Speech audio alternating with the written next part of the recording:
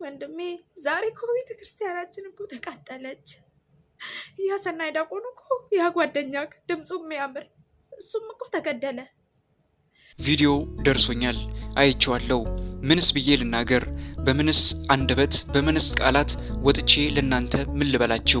እኔ ኦርቶዶክስ ተዋህዶን ከጥንትም ጀምሮ የማውቃት አባቶቼም ሲያስተምሩኝና ሲመክሩኝ ሲዘክሩኝ የነበሩት ኦርቶዶክስ ተዋህዶ የተግባር እንጂ በአንደበትና በአፍ የሚቀር ወኔ የላትም። አስተምሮታችንም ከጥንታዊ አባቶቻችንም ጀምሮ ፍሬ የሚያፈራ የተግባር አስተምሮት ነው።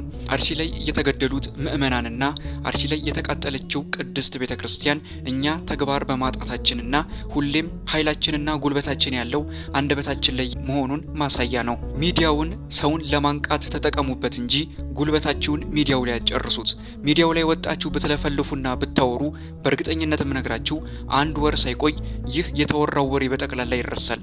ትላንት መጤ በሆነው አንድ ቲክቶከር አሊያም አንድ ታዋቂ አርቲስት ሙሉ በሙሉ ጉዳዩ ይረሳል። በደሏና መራቆቷ ሳይበዛ በፊት ሁላችሁም የበኩላችሁን ድርሻ እንድትወጡ ምክሬ ነው።